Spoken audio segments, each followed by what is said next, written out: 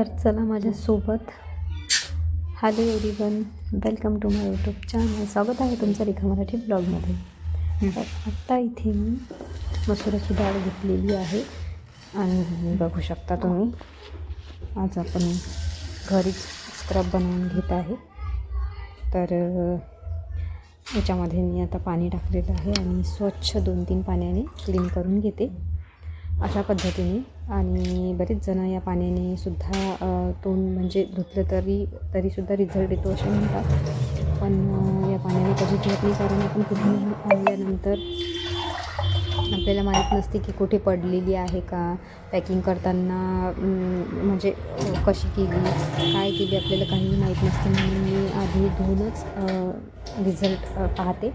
तर आता धुवून घेतलेली आहे आणि धुवून हे मी आता सुकण्याकरिता एका याच्यात टाकून ठेवते, ताटात किंवा परातीत.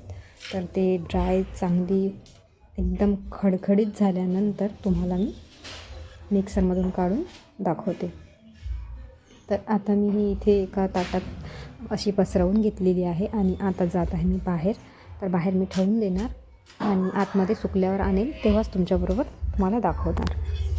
तर आता मी हे उन्हात घेऊन जात आहे. तर तुम्हाला स्मॉल ब्लॉग म्हणा किंवा बिग ब्लॉग म्हणा कसे वाटतात ते नक्की सांगा.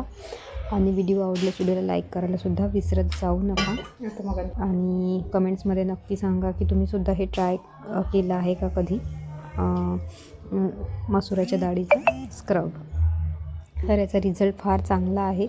पार्लरमध्ये न हे करता तुम्हाला करायचं असेल तर घरगुतीच पॅक स्क्रब जर तुम्हाला लागत असेल तर अशा पद्धतीचं. हे बघा, आता अंघोळ वगैरे झाली होती आणि कारण जे आतापर्यंत चालू होतं दिवाळीचं साफसफाई वगैरे हे ते त्याच्यात खूप वेळ चालला होता. म्हणून आज खूप लेट सगळं आवरून झाल्यावर हे केलं. तोपर्यंत ऊन खूप असल्यामुळं ही लगेच 1-1.5 तासात इतकी ड्राय झाली होती.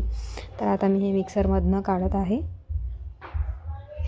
आणि मिक्सरमधून काढल्यानंतर तुम्ही पाहिलं तर खूप जास्त पावडरसुद्धा करू शकता याचं, पण मी पावडर केलं नाही. आणि स्क्रब काही दाणे स्क्रबसारखे आणि काही खूप जाड होते, पण ते आपण जेव्हा भिजवतो तेव्हा ते म्हणजे मुलायमच होतात, भिजून नरम पडतात.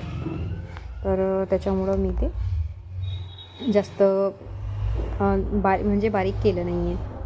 तर आता अशा पद्धतीने जाड केलेलं आहे आणि हे थोडं मी पाण्यात टाकून किंवा मग दुधात टाकून अप्लाय करणार आहे. तर तुम्ही कशासोबतसुद्धा अप्लाय करू शकता. तर आता फक्त मी हे तयार करून ठेवलेलं आहे.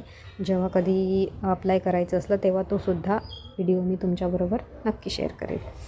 तर मग चला, आज तुम्हाला कसा